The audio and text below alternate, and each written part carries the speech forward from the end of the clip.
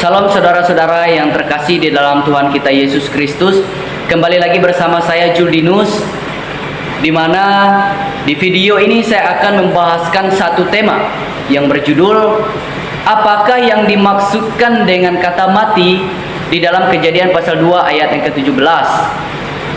Apakah yang dimaksudkan dengan kata mati di dalam Kejadian pasal 2 ayat yang ke-17. Jadi sebelum saya akan membahas tentang pengertian dari kata mati di sini, saya mengajak saudara-saudara semua agar kita melihat kisah apa yang terjadi pada saat itu. Kisah apa yang terjadi sehingga ayat ini muncul dan menjadi pembahasan yang ingin saya bahaskan pada saat ini, yaitu kata mati tersebut. Kita melihat kisah apa yang terjadi, bahwa kita tahu di dalam kejadian ini berbicara tentang awal mula kehidupan, termasuk penciptaan yang dilakukan oleh Allah. Allah menciptakan langit dan bumi. Allah melakukan penciptaan dari hari pertama, kedua, ketiga, keempat, kelima, dan keenam. Sehingga di hari yang ketujuh Allah berhenti bekerja. Allah menguduskan dan memberkati semua ciptaannya teramat baik adanya.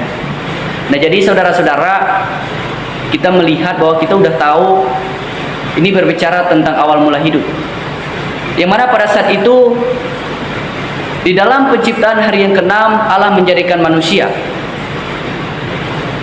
Bahkan Allah menempatkan Adam dan Hawa di Taman Eden. Kita berbicara tentang manusia di Taman Eden, yaitu Adam dan Hawa. Mereka diperintahkan oleh Allah untuk menjaga, untuk merawat, memelihara Taman Eden tersebut. Makanan-makanan apa saja yang ada di Taman Eden diperintahkan Tuhan boleh dimakan. Tetapi satu hal yang diingatkan, satu hal yang dilarang oleh Allah, yaitu jangan sekali-kali makan buah pengetahuan yang baik dan yang jahat yang berada di tengah-tengah Taman Eden tersebut. Itu yang tidak boleh. Nah, sehingga kisah ini mengantar kita untuk kita mengerti apa yang dimaksudkan dengan kata mati tersebut. Karena kita telah mengetahui kisah awal yang terjadi pada saat itu, bahwa larangan Allah terhadap Adam dan Hawa. Supaya apa? Supaya jangan memakan buah pengetahuan yang baik dan yang jahat. Ketika mereka memakannya, maka mereka akan mati. Nah, jadi pada kata mati ini yang akan menjadi pembahasan saya pada saat ini. Apa sih yang dimaksudkan dengan kata mati di sini? Jadi saya akan membahaskan kepada kita semua kata mati di dalam dua pengertian. Yang pertama, mati secara rohani, dan yang kedua, mati secara jasmani. Yang menjadi pertanyaannya, apa yang dimaksudkan dengan mati secara rohani? Apa yang dimaksudkan mati secara rohani? Mati secara rohani, kita melihat kehidupan awal mula kehidupan manusia di bumi. Manusia tidak berdosa, manusia tidak berbuat jahat, manusia suci dan kudus adanya di hadapan Allah. Manusia bisa berbicara, manusia bisa berkomunikasi langsung karena mereka suci, karena mereka kudus dan tidak berdosa. Tetapi apa yang dilakukan oleh manusia sehingga kematian secara rohani ini terjadi dalam hidup mereka? Jadi yang dimaksudkan dengan kata mati secara rohani, yaitu hubungan Allah menjadi terpisah dengan manusia. Hubungan Allah menjadi terpisah dengan manusia. Gambar dan rupa Allah yang sempurna telah menjadi rusak total oleh karena kecenderungan manusia, oleh karena dosa manusia. Yang tadinya manusia suci, yang tadinya manusia kudus, layak di hadapan Tuhan, dan menjadi rusak total, dan hubungan manusia itu terpisah dari Allah. Oleh karena apa? Oleh karena perbuatan mereka yang melanggar perintah Allah, dengan mereka memakan buah pengetahuan yang baik dan yang jahat, sehingga mereka mati secara rohani. terpisah hubungan mereka dengan Allah. Yang tadinya mereka suci dan kudus menjadi tidak suci dan menjadi tidak kudus. Bahkan hubungan mereka yang berhubungan dengan Allah itu baik, sempurna, sehingga menjadi terpisah. Dan manusia bebas untuk berbuat dosa oleh karena perbuatan mereka yang melanggar perintah Allah. Sehingga mereka diusir, sehingga mereka tidak lagi hidup di Taman Eden, bersusah payah untuk mencari makanan dan minuman. Bahkan apa? Perempuan susah untuk melahirkan anak, dan laki-laki susah untuk mencari pekerjaan dan mendapatkan makanan. Harus berkeringat, harus merasakan capek dan letihnya hidup, sehingga boleh ada makanan yang untuk mereka nikmati. Begitu juga dengan perempuan. Mereka akan susah untuk melahirkan anak yang di dalam kandungan dan rahimnya. Harus merasakan kesakitan. Dan ketika telah merasakan semuanya itu, maka manusia akan mendapatkan apa yang mereka mau.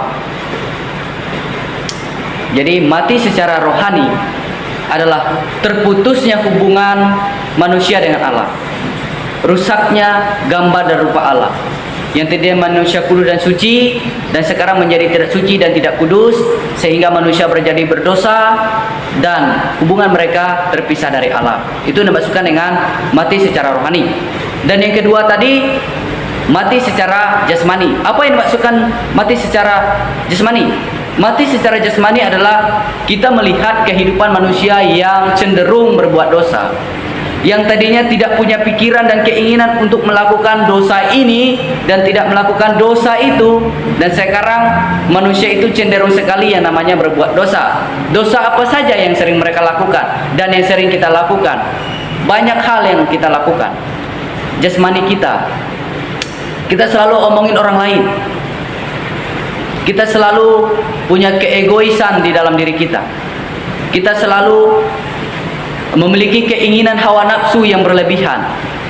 Itu jasmani kita yang sangat-sangat tidak baik, yang tadinya kita tidak punya pikiran untuk berbuat dosa sampai begitu. Tetapi pada akhirnya ketika manusia telah rusak hubungannya dengan Allah, gambar mereka yang sempurna telah menjadi rusak, maka manusia berdosa dan cenderung sekali untuk melakukan dosa dalam hidupnya, menjalani kehidupannya di bumi. Nah, jadi pembahasan saya pada saat ini mengenai tema apakah yang dimaksudkan dengan kata mati di dalam Kejadian pasal 2 ayat ke-17. Ini berbicara tentang perintah dan larangan Kristus atau perintah dan larangan Allah mengenai Adam dan Hawa yang berada di Taman Eden, yang awal mulanya manusia. Nah, jadi kata mati adalah mati secara jasmani dan mati secara rohani. Jadi di dalam pembahasan tema ini, kata mati dibagi menjadi dua pengertian, yaitu mati secara rohani dan mati secara jasmani. Mati secara rohani adalah terputusnya dan rusaknya hubungan manusia dengan Allah, dan mati secara jasmani adalah kecenderungan manusia untuk berbuat dosa sesuai dengan apa yang mereka mau. Mereka bebas, mereka mengeraskan hatinya untuk melakukan dosa dan melakukan apa yang tidak Tuhan inginkan dalam hidup mereka, sehingga mereka tetap menjadi berdosa oleh karena perbuatan mereka. Jadi inilah yang dapat saya sampaikan. Semoga kiranya firman ini atau pembahasan tema saya pada saat ini dapat mengingatkan kita dan dapat memberikan peluasan dan pengertian. Semoga renungan atau tema ini dapat memberkati kita semua. Shalom, Tuhan Yesus memberkati.